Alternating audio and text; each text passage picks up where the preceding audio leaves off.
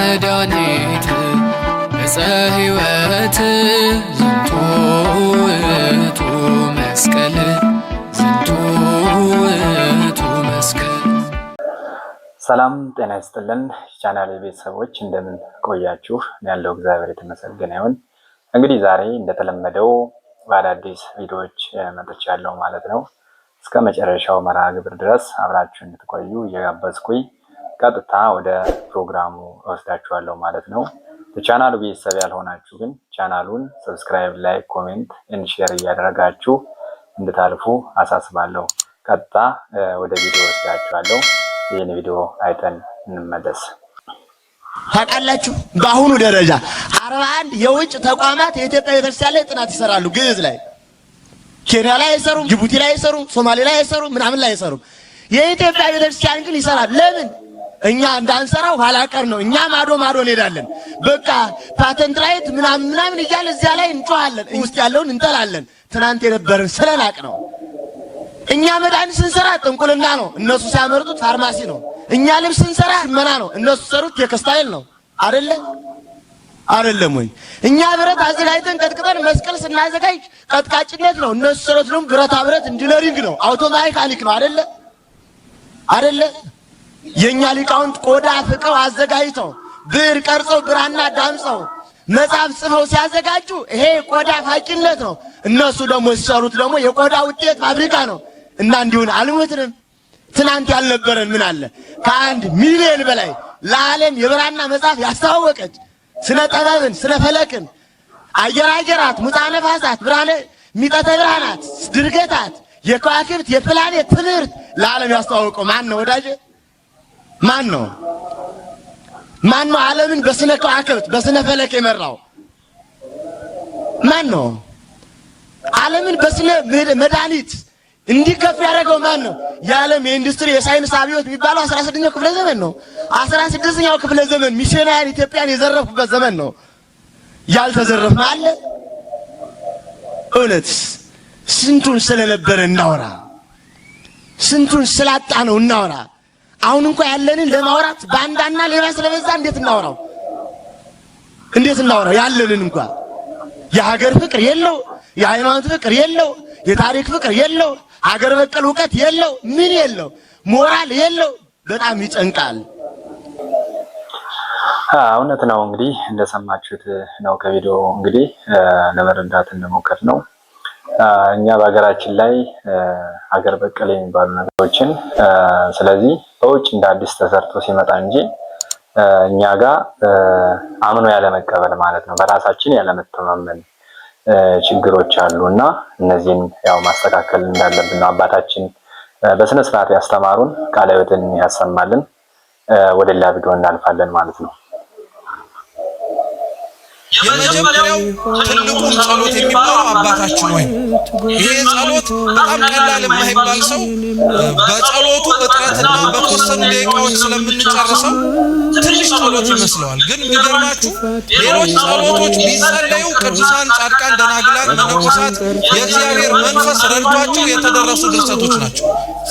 ይህ አባታችን ሆይ ተብሎ የምንጸልየው ጸሎት ግን ሐዋርያት አባቶቻችን ለክርስቶስ እንዴት ብለው መጸለይ እንዳለባቸው ሲጠይቁት ጸልዮ ያሳያቸው ጸሎት ነው። በኋላም ላይ እመጣላችኋለሁ። ሥርዓተ ቅዳሴያችን ላይ እንኳን አባታችን ሆይ ከ14 ጊዜ በላይ እንጸልየዋለን።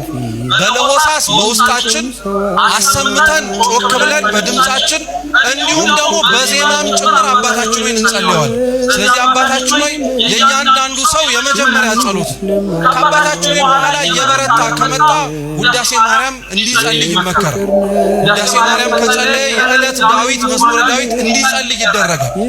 እነዚህ ሁለቱም ጸሎቶች በተለይ ውዳሴ ማርያምንና መዝሙረ ዳዊትን በደንብ ጠንቅቆ ካወቀ በኋላ እንደ ሰውየው አቅምና ብርታት ሌሎች ጸሎቶች እንዲጨምር ይደረጋል። ከሚጨምራቸው ጸሎቶች መካከል አንደኛው ወንጌል ነው። ምን አልኳችሁ? ወንጌል ነው።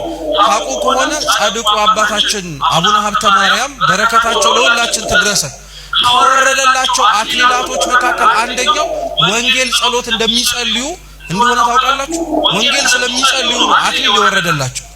እንግዲህ አስቡት፣ ሰው ጸልዮ ወንጌል በማንበቡ የተነሳ አክሊል ከወረደለት እንደኔና እንደናንተ ተቀምጦ የሚማረው እግዚአብሔር ዝም የሚለው ይመስላችሁ? ክብር አለው። ክርስቲያኖች ወንጌል መስማት የጆሮ ጉዳይ ብቻ አይደለም፣ የጽድቅም ጉዳይ ነው። ሰው ስለሰማውት ነገሮች በሙሉ ይመሰገናል። ስርዓተ ቅዳሴያችን ላይ አንዱ ወንጌል ሲነበብ ካህኑ የሚጸልየውና እግዚአብሔር ቢያደርግልን ብሎ የሚማጸነው ምን መሰላችሁ? እናንተ ይህን ያዩ አይኖቻችሁ የተመሰገኑ ናቸው፣ ይህንን ቃል የሰሙ ጆሮዎቻችሁም የተቀደሱ ናቸው። እናንተ የምታዩትን ያዩ ዘንድ ብዙ ነቢያት ጻድቃን ተመኙ፣ ግን አላዩም። እናንተ የምትሰሙትን ይሰሙ ዘንድ ብዙ ጻድቃን ነቢያት ተመኙ፣ ግን አልሰሙም አለ። እየሰማችሁ ነው።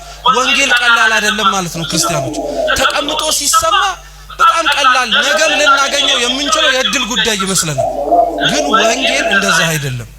ዛሬ የሰሙ ጆሮዎቻችን እንኳን የተመሰገኑ ናቸው። ወንጌል በመስማት ክብር አለው ማለት ነው። ስለዚህ ዮሐንስ ወንጌል ጸሎት ነው፣ መጽሐፍ ነው፣ ሶስተኛ ታቦትም ጭምር ነው። ምን አልኳችሁ? ታቦት በቁሙ በግዕዝ ግስ ሲበተን ታቦት ብቻ ማለት አይደለም። ብዙ ሰው ታቦት ምን ማለት ነው ሲባል የጽላቱ ማደሪያ ብሎ ቀጥታ ይተረጉማል። እሱ ትክክለኛ ነው። ታቦት ግን እንደ ቃሉ አገባብ የተለያየ ትርጉም ሊኖረው ይችላል።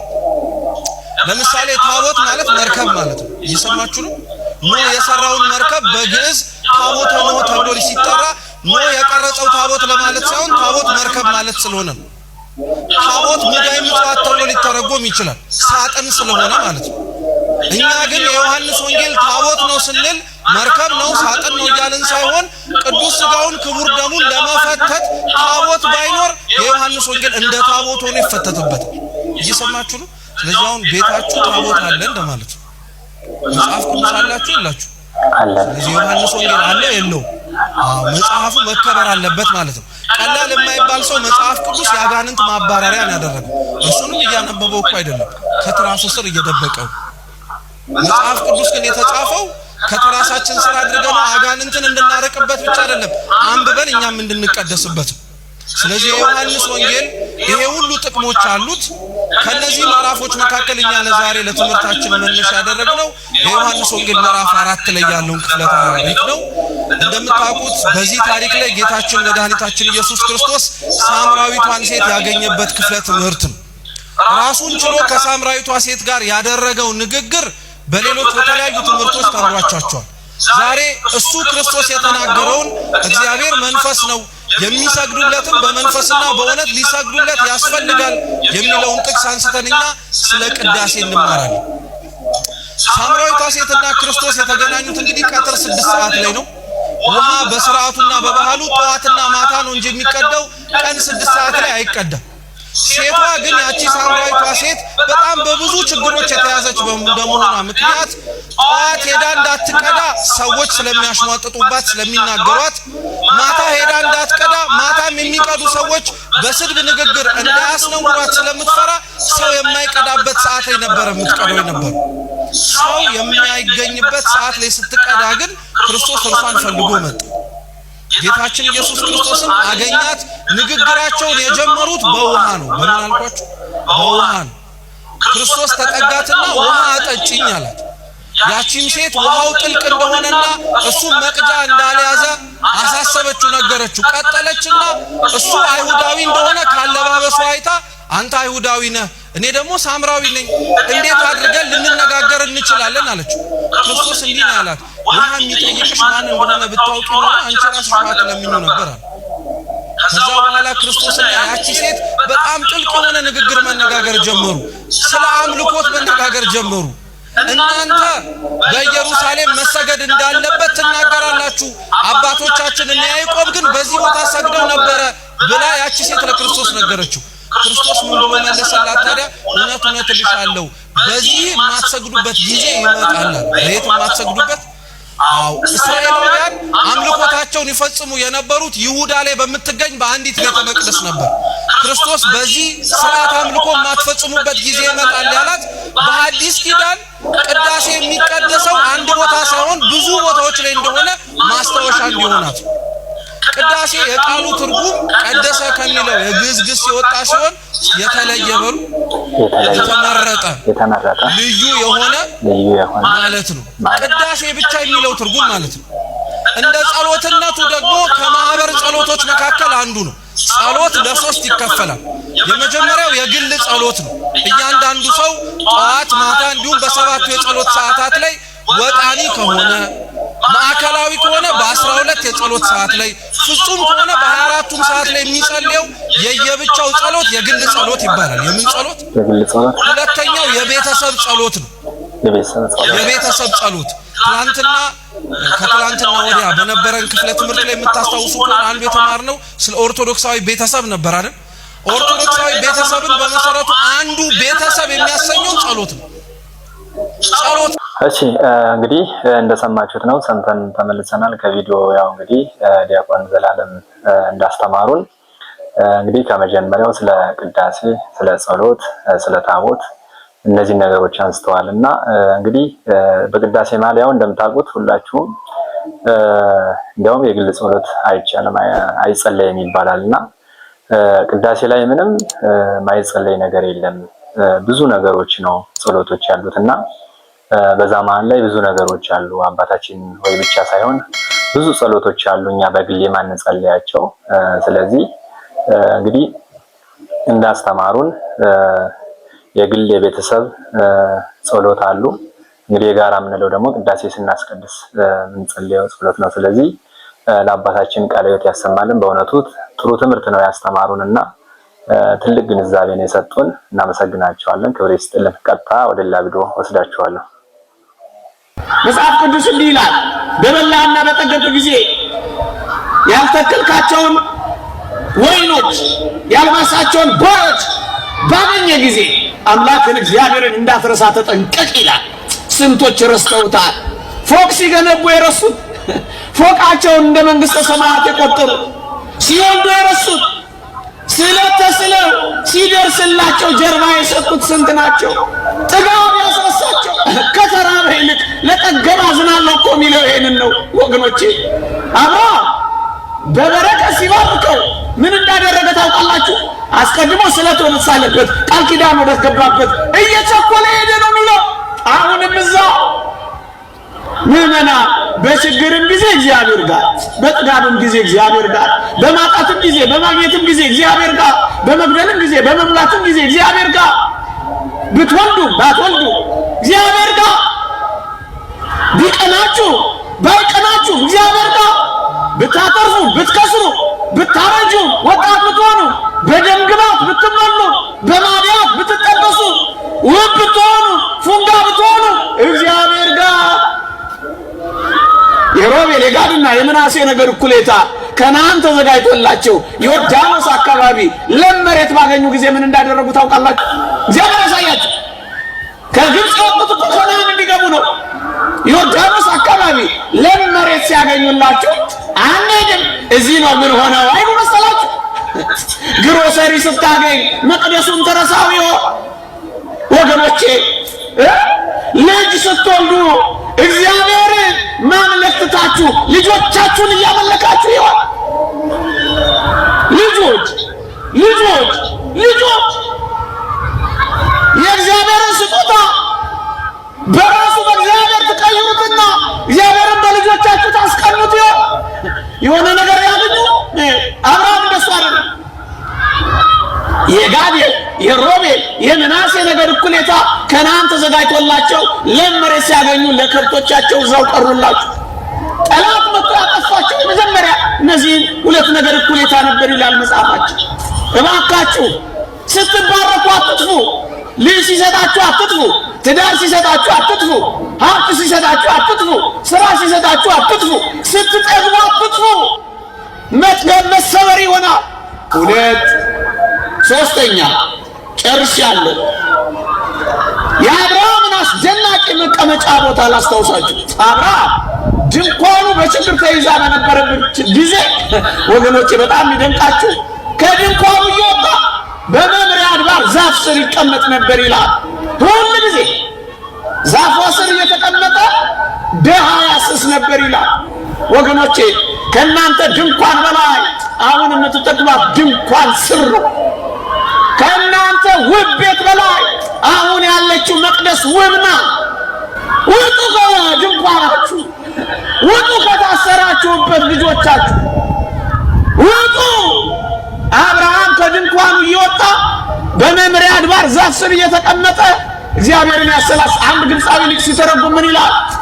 ዛፉ ስር መቀመጥ ይላል በተዘክሮተ እግዚአብሔር መስቀሉን እያየ መኖሩ ነው። ቁስሎቹን እያየ መኖሩ ነው። ሕማሙን ማስታወሱ ነው። ወገኖቼ ከቤታችሁ ወጣ እያላችሁ ወደ መቅደስ ገስግሱ ባካችሁ። ዘውትር እግዚአብሔርን በመፍራት ኑሩ። ልዑልን የሚያሰላስል አእምሮ ይኑራችሁ። ከባቢ አየራችሁ በሚያመጣው የዘረኝነት ወሬ አእምሯችሁን አትሙሉት። ክፉ ድምፅ አትስሙበት። ዘውትር መስቀሉን በልባችሁ ትቀሉ። በህሊናችሁ ተመሰጡ። ቁስሎቹን አስቡ። ወገኖቼ ማንም ሆኑ ዘውትር እግዚአብሔርን በፊታችሁ አድርጉት ይላል አባት ጦስ። እግዚአብሔርን ነው የሚያስቀድመው። መቀመጫው ቁስሎቹ መስቀሉ ነው። ወጣቶች ይሄን ካሰባችሁ ታሸንፋላችሁ። ሶስተኛ አራተኛና የሚደንቅ ነገር ልንገራችሁ። እንዲህ ባለ ጉርለት ውስጥ ልጅ የላቸው፣ እርጅና ተጭኗቸዋል። አብርሃም 99 ሚስቱ 90 ዓመት ሆኗታል። እግዚአብሔር ቃል ኪዳን ገብቶላቸዋል። እየሰማችሁ ነው። ምን ብሎ የሰማይ ከዋክብትን ትቆጥራቸው እንደሆነ ቁጠራቸው፣ የምድርን አሸዋ ትቆጥራቸው እንደሆነ ሞክራቸው፣ ዘርህን እንደዚህ አበዛዋለሁ ብሎ ነበር። ግንስ እግዚአብሔር ልጅ ሳይሰጣቸው 99 ዓመት ሆናቸው። እንዴት ይደንቃል! ግን ያመልኩታል። ይቅርብ፣ ምንም ነገር ይቅርብህ፣ እግዚአብሔር ብቻ ይኑርህ። እሱ መጥቶ የሚሰጥ ስጦታ ከእግዚአብሔር የሚለይ ከሆነ ግድ የለም፣ እግዚአብሔር ያዘገየው። ምዕመናን ግን በጣም ይደንቃችሁ። እኔ እዚህ ጋር የሚመስጠኝ ምን እንደሆነ ታውቃላችሁ? እሱ አገልግሎቱን አላቋረጠም። ሚስቱም አልነዘነዘችውም። በጣም ነው ይደንቃችሁ። አይ አንተ እግዚአብሔር እያለች ሚስቱ ሳራ አላማችሁ። ቃል ኪዳኔ የታል እያለች አልወተወተችውም። ስቃይ አላበላችሁ። አቤት እናንተ ሚስቶች ሆይ! ሰው የሚሰራው ልጅ የሚሰጠው እግዚአብሔር ነው። ባል ከየት ያመጣልና ነው መከራ የምታበሉት? ማህፀንን የሚከፍተው ጽንስን የሚፈጥረው ጀምን የሚያረጋው አጥንትን የሚሰካው እግዚአብሔር ነው። ሚስት ምን ታርግና ነው የምትጨቀጭቀው? የለም ጭቅጭቅ እኮ። አንድ ቀን የተጣሉት በምን እንደሆነ ታውቃላችሁ? እሱም ሳራ የተቆጣችው በምን እንደሆነ ታውቃላችሁ?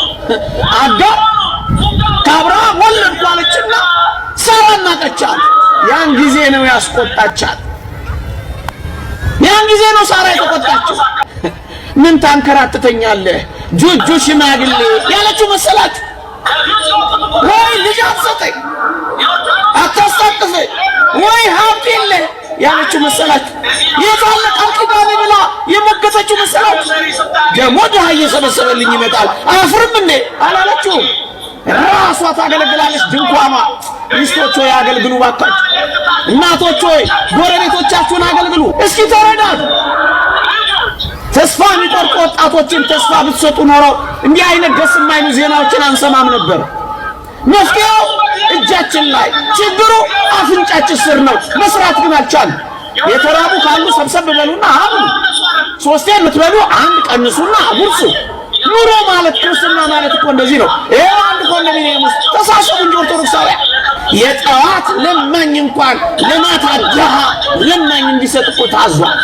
ጾም የምትጾሙት እኮ አጠራቅማችሁ እንድትበሉ አይደለም፣ እንድትመጸውቱት እኮ ነው። ምዕመና ድንኳኗን ታገለግላለች፣ ቤታችሁ ታገለግላለች ወይስ ትፈነጥዛለች? እናንተ ፊልም ነው የሚታይባት ወይስ ዕጣን ነው የሚያርግባት? ጸሎት ነው የሚደረግባት ወይስ ደስ የማይሉ እርቃን የወጡ ዳንሶች ነው የሞሉባት?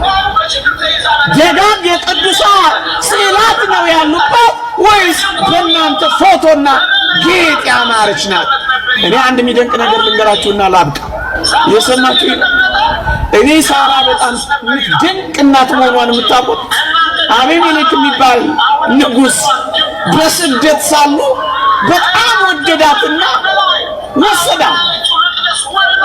የንጉሱ አገልጋዮች መጥተው ንጉሱ በትሽን ወዶታል፣ ሳራ ሆይ ሙቂ ድመቂ አጊጪ ተኳይ ብለው አይነ ዘንዟት መሰላችሁ?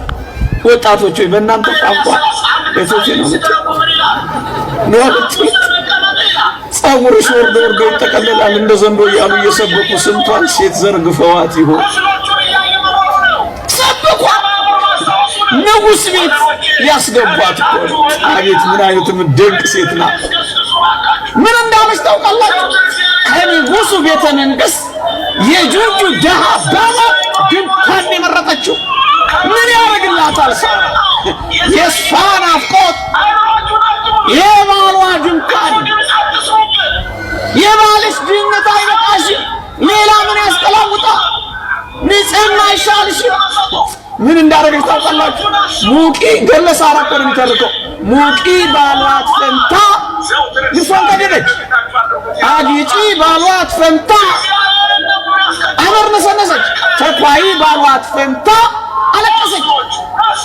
ከባሏ መለየት አልወደደችም ድል አደረገች ዋትነካት ማሏ እንዲህ ነው ኑሮ እንዲህ ነው ጽናት ኋላ ላይ ስላሴ ተገለጡለት ትንሽ ልንጠብቅ እንችላለን እግዚአብሔር ግን መምጣቱ አይቀርም እውነት አሰብ አዎ በሰርጅና ልጅ አስተቀፈው ከሞተ ማንጸኗ ከሞተ ድንጋይ ከሆነ በኋላ እግዚአብሔር አለመለመው ይችላል አይችልም አደረገው እግዚአብሔር ይቆይ እንግዲህ ቪዲዮውን ሰምተን መተናል እንግዲህ ከቪዲዮው እንደሰማችሁት ትልቅ ትምህርት ነው የሰጡን አባታችን እና ሁልጊዜም ቢሆን ስናጣም ስናገኝም ምንም ነገር ስንሆንም እግዚአብሔርን ከፊታችን ልናደርግ እንደሚገባ ነው ያስተማሩን እውነት ነው እግዚአብሔርን ከፊታችን ካላደረግን ሁሉ ነገራችን የሚያደርግልን ሁሉ ነገር የሚወስንልን በህይወታችን ጣልቃ ገብቶ በህይወት ዘመናችን ሁሉ እግዚአብሔር ከኛ ጋር ሆኖ ይቀጥላልና ምን ጊዜም ምንም ቢሆን እግዚአብሔርን ተስፋ አድርገን ሰቃየም ሌሎችም ነገሮች ቢኖር እንኳን እግዚአብሔርን ተስፋ አድርገን መሄድ እንዳለብን ነው ያስተማሩን አባታችን ቃለ ሕይወትን ያሰማልን እጅግ በጣም ጥሩ ትምህርት ነበረ እግዚአብሔር ይስጥልን በእድሜ በጸጋ ያቆይልን ብያለሁ ወደ ቀጣይ ቪዲዮ እናልፋለን ልንገራችሁ ሲሆን የሰው ስተት አይታችሁ ለፉ ካቃታችሁ ደግሞ የሰው ስተት አትፈልጉ የሰው ስተት የሚፈልግ ሰው ስሙ እንዲህ ይባላል እኩይ ፍልስጣ ይባላል እኩይ ፍልስጣ ማለት ምን ማለት ነው ጋኔን እስቲ ጋኔን በሉ ጋኔን መሆን ከፈለጋችሁ የሰዎችን ስተት ፈልጉ እገሌ እንዴት እንደዚህ የሚላል እገሌ እኮ እንዲህ ያለ ደረጃ ደረሰ ሲባል ተወል ሰርቆ ነው እንዲሁ ግርም እኮ ነው የሚያደርገው እገሌ እኮ እንደዚህ ሰርቆ ታቦሽቆ ነው ይላል እገሌ ሊቆን የዋጣት ነገርማ አለች እንዲሁ ምን አይነት እኮ ፍዳ እኮ ነው ፍዳ በቃ እንደዛ ያለ በቃ እንደው ለነገሩ ሁሉ ሌላው ቀርቶ እኮ የሰዎችን መልካም ነገር ስንሰማ እገሌ እኮ ጥሩ ነው እገሌ እኮ እንዲህ ያለ ነው ሲባል ነው ግን እንዲህ ባያረግ ይሁን እኮ ቅናቱ ነው ውስጥ የሚነደው ቅናት ነው እንደዚህ የሚያደርገው ይህ ሰይጣንነት ነው የሰው ስተት መፈለግ እውነት ነው እንግዲህ ቪዲዮ አይተን እንደተመለስ ነው ያው አባታችን የተናገሩት ትልቅ ነገር ነውና ከሰው ስተት መፈለግ አያስፈልግም ስለዚህ የሰው ስተቱን ሳይሆን እንደውም ከስተቱ እንዲማር ያለውን ስተቱን እንትን ብለን ለራሱ ብቻ ነገር ነው ያው ያን ስተትን እንዲያስተካክል እንትን ማለት እንጂ ከዛዎች ስተት እየፈለጉ ከሌ እንደዚህ ነህ አንተ እንደዚህ ነህ ማለቱ እውነት ነው እሳቸው እንደተናገሩት አግባብ አይደለም ስለዚህ ሁላችንም ቢሆን የሰው ስተት ከምንፈልግ ይልቅ የራሳችንን ስተት ወይም ደግሞ ኃጢአታችን አምነን በደሙ በንሳ ተመልሰን ወደ ቤቱ መቅረብ ይሻላል ማለት ነውና ለአባታችን ለምንወዳቸው አባታችን ቃለ ሕይወትን ያሰማልን ቀጣ ወደ ሌላ ቪዲዮ ወስዳቸዋለሁ ሰይጣን ተንኮለኛ ነው ለምሳሌ ቀስተ ደመና ቅዱስ ምልክት ነው ወይስ መጥፎ ምልክት ቅዱስ ምልክት ነው ግን ሰይጣን ክፉ ነው ቀስተ ደመና ቅዱስ ምልክት እንደሆነ ስለሚያውቅ እኛን ለማስጣል ሰዶማውያኑ ምልክታቸውን ምን አደረጉ ንገረኝ እንጂ ቀስተ ደመና ሲያደርጉ አሁን ቀስተ ደመና መያዝ ማፈር ተጀመረ ማለት ነው። ዛሬ ኢየሱስ የሚለው ስም እንዳጠራ ሌሎች ኢየሱስ ሁሉ ዛሬ አፍረዝማል። ኢየሱስ በርስቱ ኢየሱስ ድገሙት፣ ኢየሱስ ድገሙት። ኢየሱስ ምስጋና ለስሙ። ይሄ ነው የትም ዓለም ብትዞር ከራስ ጸጉሩ እስከ እግር ጥፍሩ ምስጋና የሰራችለት ቤተክርስቲያን ናት።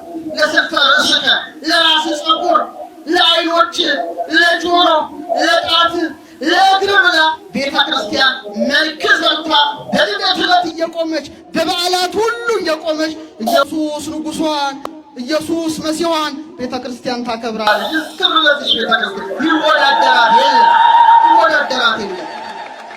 በመጨረሻው በ5 ደቂቃ ተጠቅልለው ኢየሱስ ክርስቶስ እናንተ ውስጥ እንዳለ ታውቃላችሁ። እሺ አንድ ምስጢር ልንገራችሁና እንደው እንድትፈሩ ራሳችሁ እንድታከብሩ ነው የምነግራችሁ። ቅዱስ ጳውሎስ በጣም ደጋግሞ ተናግሯል፣ ግን ያስተዋለው ሰው ጥቂት ነው። ሁሉ በእርሱ ተጋጥሟል። በማን አምሳል ተፈጠረ? በእግዚአብሔር አምሳል ተፈጥረናል። ስለዚህ ኮድ ነን። በጣም ብዙ ምስጢር አለ። ከምስጢሩ ውስጥ ጥቂቱን ልንገራችሁና ወደ በለጠ መደነቅ ውስጥ እንድትገቡ ፈልጋለሁ። ኢየሱስ ክርስቶስ የት ነው የተሰቀለው?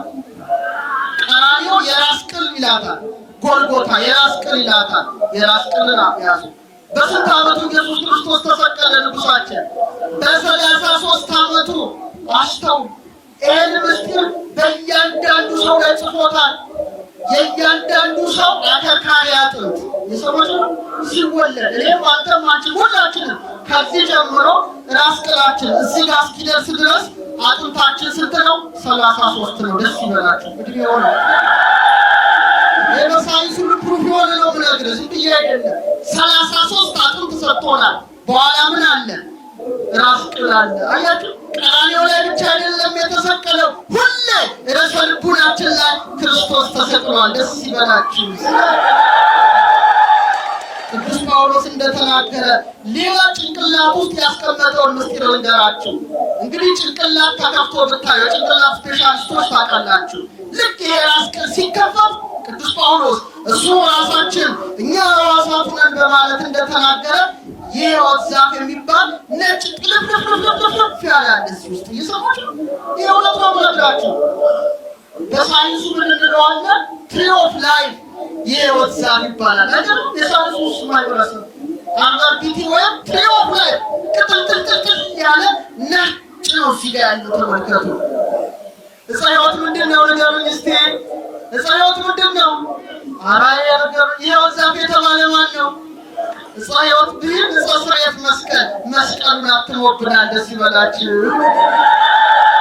እውነት ነው አባታችን መስቀሉን ያዋትሙበታል ያሉት። ወይም ደግሞ ከመጀመሪያው ለምሳሌ ቀስተ ደመና የመልካም የጥሩ ምልክት ነው ያሉት። ሰይጣን ደግሞ ያው የመጥፎ ነው። ዛሬ አሁን ምዕመኑ ወይም ደግሞ ክርስቲያኑ በሙሉ ኢየሱስ የሚለውን ቃላት ሲጠቀም ምንድነው ነገሩ? ሌላ ሃይማኖት የተከተለ አይነት ስሜት ነው እየተሰማው ያለው ማለት ነው። እና ኢየሱስ በሌሎች ሲጠራ እኛ ኢየሱስ የሚለውን ነገር እንዳንጠራ እስከ ማሸማቅ ደርሰዋል ያሉት እውነታቸውን ነውና እኛ በኢየሱስ የምናፍረው ነገር የለም። ኢየሱስ እንግዲህ ጌታችን ኢየሱስ ክርስቶስ ነው። ስለዚህ አሁንም ነገ ወዲያም ቢሆንም ኢየሱስ የሚለውን ቃል ከአፋችን እንዲለይ አይችልም ማለት ነውና ለአባታችን ቃለ ሕይወትን ያሰማልን። በጣም ጥሩ ትምህርት ነው የሰጡን። እግዚአብሔር በደም በጸጋ ይጠብቅልን ብለናል። ቀጥታ ወደ ሌላ ቪዲዮ ወስዳችኋለሁ። ይህን አይተን እንመለሳለን። አስተውሉ። አሁን ብቸኛ ኢየሱስ ክርስቶስ በመጽሐፍ ቅዱስ ላይ የለም። ቤተልሔም ብንሄድ ሕፃኑ ከእናቱ ጋር፣ ወደ ግብፅ ብንወር ከእናቱ ጀርባ ላይ፣ ቃና ዘገሊላ ሰርግ ቤት ብንሄድ ከልጇ ጋር፣ ቀራንዮ ብንወጣ ዕፀ መስቀል ስር ዛሬ በልጇ ቀኝ ሆና ሁሉ የምትለምን ድንግልን የሰጠን ማን ነው? ኢየሱስ ክርስቶስ። ሕፃኑንና እናቱን አንዳንዶች ጎፍታ ስጋ ሀት ሲበርባችፍቱ ያሉ ዶክተር ሮዳስ ካሉት ላይ ያው ተጨማሪ ነው ይሄ። ስለዚህ በደንብ አዳምጡት። ይሄ ነው ዝናቡን እፈልጋለሁ፣ ደመናውን አልፈልግም። አሁን እፈልጋለሁ፣ ምንጩን አልፈልግም። እህሉን እፈልጋለሁ፣ ምድሩን አልፈልግም። ይቻል አይቻልም። ደመናዋ ድንግል ናታ፣ ዝናቡ መድኃኔዓለም ነዋ። ምንጯ ድንግል ናታ፣ ውሃው መድኃኔዓለም ነዋ። የተጠማው ይምጣ ያለው ምድሪቱ ድንግል ናታ። አንድ አዳምን ብቻ ያስገኘች፣ ከአዳም በፊት ከአዳም በኋላ ምንም ልጅ ያላስገኘች ሕፃኑንና እናቱ። ለዚህ ነው ተዋህዶ ስንጸልይ ብለን ዲሮ ከዳኑ ማልጀነ ከዳን የአባ ኬኛ ሰሚረ ከንጅራት ቃርኪያ ወልቆላው ሞቱማ ጀርሁ ጀነ ከዳን አባታችን ሆይ በሰማያት የምትኖር ስምህ ይቀደስ፣ መንግስት ትምጣ። ጨረስ ቀጥለን ከዚያ በኋላ የማን ጸሎት ነው የምንጸልየው? ጸሎታችን መጽሐፍ ቅዱሳዊ ነው አይደለም? ነው። የመላእክት ትእዛዝ ነው አይደለም? ነው። ሕፃኑንና እናቱን ይዘን ማን ነው የተሰደደው ለሚለው ምን አለ? ስደቱን ሲናገር እግዚአብሔር አለ በፈጣን ደመና እየበረረ ወደ ግብፅ ይመጣል አለ።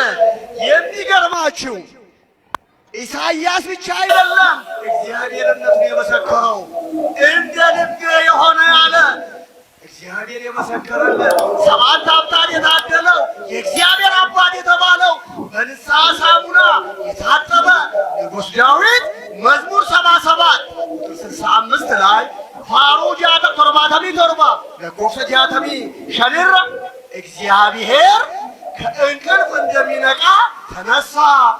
ዋቀዮ አከነማ ሪበኬሳ ደመቁቲ ከሄሄ እግዚአብሔር በሏ ከእንቅልፍ እንደሚነቃ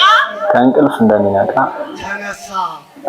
ማነው እሱ እግዚአብሔር የተባለው የሚለውን ደግሞ በሐዲስ ኪዳን ማቴዎስ 24 ቁጥር 5 ስታነቡ ወንጌለ ማቴዎስ በቆና ዲደም ያፉር ለኮሰ ሸኔሮ ድብፍታን የእግዚአብሔር መልአክ ነው አሁንም የሚመሰክረው። ሕያውን ከሙታን መሃል ለምን ትፈልጉታላችሁ? ተነሷል፣ በዚህ የለም። ሙስና መቃብርን ድል አድርጎ የተነሳው ማን ነው? ኢየሱስ ክርስቶስ። ዳዊት ምን አለው? እግዚአብሔር ከእንቅልፍ እንደሚነቃ ተነሳ። እሱ ብቻ መሰላችሁ? ዳዊት አሁንም ሲመሰክር ምጽአቱንም ሲነግረን እግዚአብሔር አለ ግልጽ ሆኖ ይመጣል አለ። መዝሙር 49 ቁጥር 2 ላይ እግዚአብሔር ግልጽ ሆኖ ይመጣል፣ አምላካችን ይመጣል አለ። ዋቀዮ ብሊሱማና ኢቫኒዱፋ ቶኮን ኬኛ አከጅሩ ኬኛ ኑላችሁ ህንዱፋ ይመጣል አይመጣም? ምን አለ ታዲያ? አሁንም የእግዚአብሔር መልአክ የሐዋርያት ሥራ ምዕራፍ 1 ቁጥር 11 ላይ ጅሩ ኤርገሞታ በቆና ቶኮ ለኮሰ ኩለ ቶኮ ለቅዱሳን ሐዋርያት የእግዚአብሔር መልአክ ሲመሰክር ይህ ከእናንተ ወደ ሰማይ የወጣው ኢየሱስ ወደ ሰማይ ሲሄድ እንዳያችሁት እንዲሁ ይመጣል አለ። ይመጣል አይመጣም? ለመቀበል ተዘጋጅተናል። ታዲያ እናቶች እንግዳ እናንተ ቤት ይመጣል ተብሎ ስልክ ቢደወል ደብዳቤ ቢላክ ሰው ቢሰደድ ቅድሚያ እናቶቻችን ኢትዮጵያውያን ቤታቸውን ያጸዳሉ። እውነት አስት ለምን የሚመጣው እንግዳ አሉ እናቶች መነኮ ከሰት ኮሲ ያርጉን ይረንጅሩ በቤቴ ውስጥ ቆሻሻ ማየት የለበትም ብለው አድርገው ይጠርጉና ከዚያ በኋላ ለእንግዳው የሚሆን ቤት ያፈራ እህል ውሃ ያዘጋጃሉ። እንግዳ የተባለው መድኃኔዓለም ነው። ቤት የተባለው የኛ ሰውነት ነው። ቆሻሻ የተባለው ኃጢአት ነው። ኬሱማ ከንጀደሜ ጎፍታ ኬኛ መነ ከንጀደሜ ቃመ ኬኛ ኮሲ ከንጀደሜ ጩቡዳ ጩቡራ ብሊሰባኔ ቆጶፍኔ ኤጉኑራ ሂንበርባችሰሞ ሂንበርባችሱ ከኃጢአት ንስሐ ሳሙና ታጥበን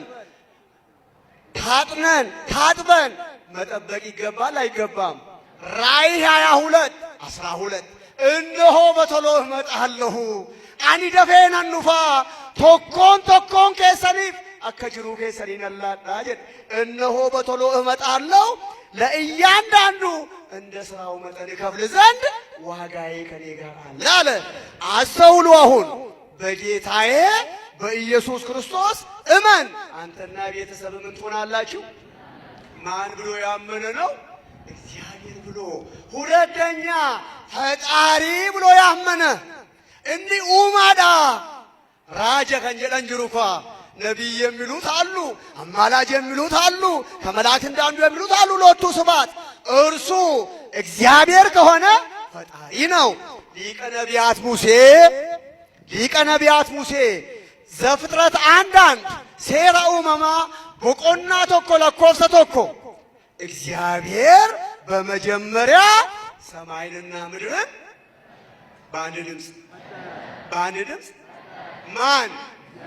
እግዚአብሔር በመጀመሪያ ሰማይንና ምድርን ፈጠረ። እርሱ ደግሞ መድኃኔ ዓለም ፈጣሪ መሆኑን በዘመነ ስጋዌው የሮ አዱኛ ከነረደደቢው ዋቀ ተውሳ ኡማ ተውሳ አዱኛ ከኑሜ ተውሳ ረጋበኤ አገርሲሴራ። የዮሐንስ ወንጌል ምዕራፍ 9 ስናነብ ወንጌለ ዮሐንስ በቆና ሰገድ የሮ ዱብፍተን እንዲህ ነው የሚለው ቅዱስ ዮሐንስ ነባቤ መለኮት ሲያልፍም ይላል በኪደተ እግሩ ምድሪቱን እየባረከ በቃሉ ትምህርት በእጁ ታምራት ሕሙማነ ሥጋ ሕሙማነ ነፍስን እየፈወሰ ሲጓዝ ከመወለዱ ጀምሮ አይነ ስውር የሆነ ሕፃን ሐዋርያቱ አዩ። ምን የሆነ? በአንድ ድምፅ አይነ ስውርነት አይገርምም። ትርጓሜው ላይ ሊቃውንቱ እንደሚያስተምሩት መጽሐፍትም እንደሚመሰክረው ከግንባሩ እስከ አገጩ ድረስ የወላድ ጆሮ አይስማውና ልሙጥ የሆነ ሕፃን አዩ።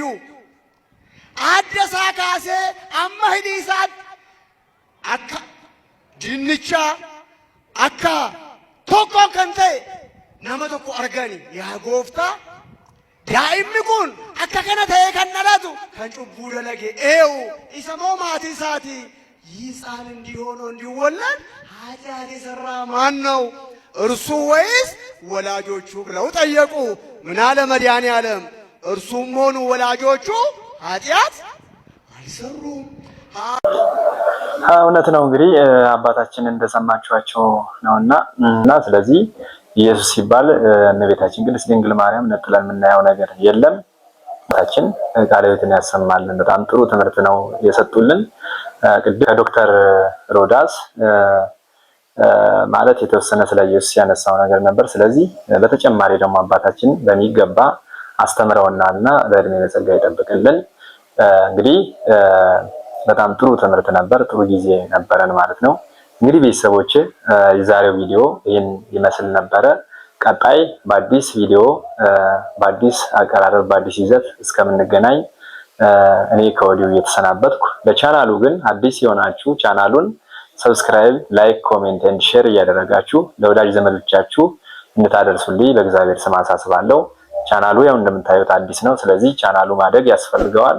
ያለ እናንተ ደግሞ ሊያድግ ስለማይችል ቻናሉን ሰብስክራይብ እያደረጋችሁ እንዲሁም ደግሞ ቪዲዮዎቹን ከወደዳችሁ ላይክ፣ ኮሜንት እያደረጋችሁ እንዲሁም ደግሞ ለወዳጅ ዘመዶቻችሁ ጥሪ ማቀርበው። እንግዲህ የዛሬው ቪዲዮ ይህን ይመስል ነበረ። በቀጣይ በአዳዲስ ቪዲዮዎች እንገናኛለን። እስከዛ ግን ቸር ሰንብቱልኝ።